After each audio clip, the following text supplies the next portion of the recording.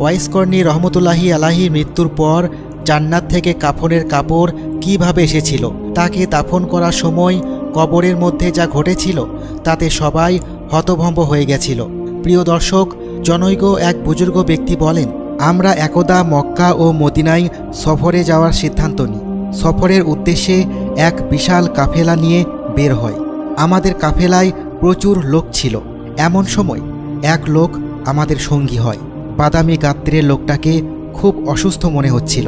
দেহে যেন রক্ত নেই বললেই চলে। পোশাক পরিচ্ছদ অতি সাধারণ মানের, জীর্ণশীর্ণ অবস্থা। বিভিন্ন রঙের কাপড়ের তালি দেওয়া পোশাক পরেছিল। এক হাতে একটি লাঠি এবং অন্য হাতে একটি থলে ছিল। লোকটাকে কোনো ভিখারির থেকে কম মনে হচ্ছিল না। বলা হয়ে থাকে এই লোকটিই ছিল ওয়াইস কর্নী রহমতুল্লাহি আলাইহি।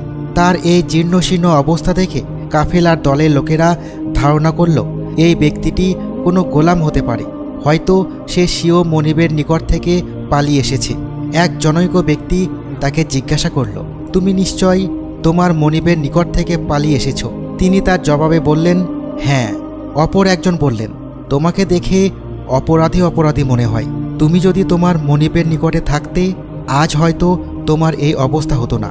ওয়াইস কর্নী প্রতিবাদের সুরে বলে উঠলেন, আল্লাহর কসম, আমি কোনো অপরাধী নই। তবে আমি আমার মনিবের নিকট থাকলে আমার এই করুণ দশা হতো না। অতঃপর তিনি কাঁদতে শুরু করলেন।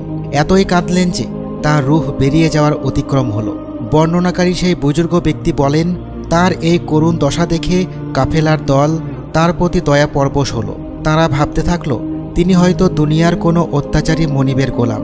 অথচ ওয়াইস কর্নী রহমতুল্লাহি আলাইহি তার মনিব বলতে একমাত্র আল্লাহ তাআলাকে বুঝিয়েছেন, যা তাদের বোধগম্য হলো না। সেখানে উপস্থিত এক লোক বললেন, তুমি ভয় পেও না, আমরা তোমার সাথে আছি। তুমি কোনো অন্যায় করে থাকলে মনিবের কাছে ক্ষমা চেয়ে ফিরে যাও। ওয়াইস কর্নী বললেন, আমি তো সম্পূর্ণভাবে তার দিকে ফিরে যেতে চাই। আমি একদম প্রস্তুত তার কাছে ফিরে যেতে। বর্ণনাকারী বলেন, ওয়াইস কর্নী রহমতুল্লাহি আলাইহি নবীজি সাল্লাল্লাহু আলাইহি ওয়াসাল্লামের রওজা মুবারক জিয়ারতের জন্য মদিনার উদ্দেশ্যে যাচ্ছিলেন। পথিমধ্যে কাফেলা দলের সঙ্গী হয়েছিল। পথ চলতে চলতে কাফেলার দল একটি মরুভূমিতে এসে পৌঁছায়। রাত্রি যাপনের জন্য সেখানেই তাঁবু স্থাপন করে। রাতে হঠাৎ প্রবল বর্ষণ শুরু হয়।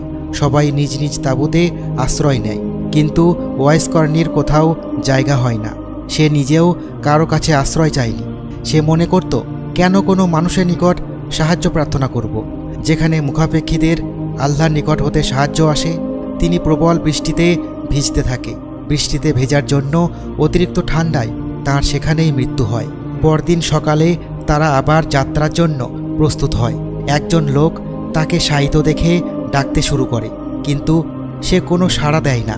যখন ধাক্কা দেয় তখন বুঝতে পারে সে পৃথিবীর মায়া ত্যাগ করেছেন।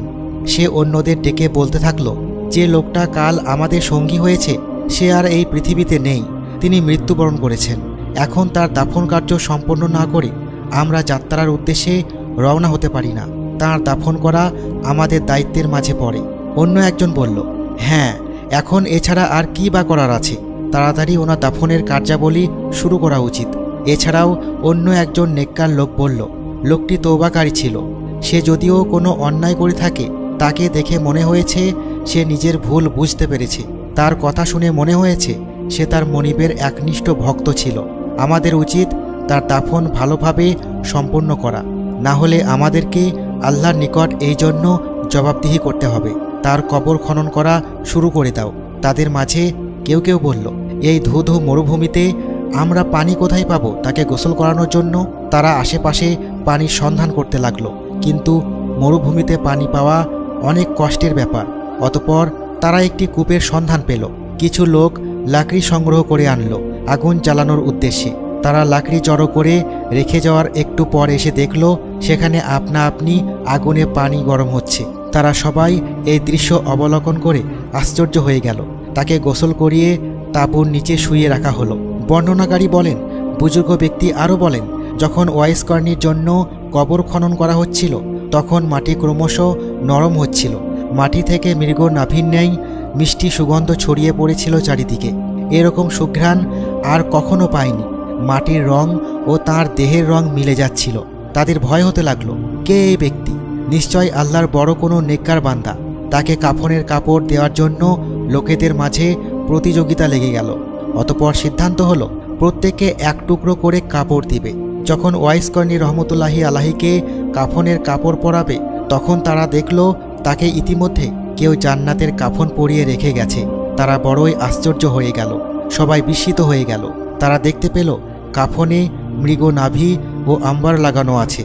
তারা বিস্ময়ে পড়তে লাগলো, লা হাওলা ওয়ালা কুওয়াতা ইল্লা বিল্লাহিল আলিয়্যিল আযীম। আল্লাহ তাআলা কাফনের কাপড়ে সজ্জিত করলেন। ওয়াইস কর্নীর এই বিশ্বাস বাস্তবে পরিণত হলো।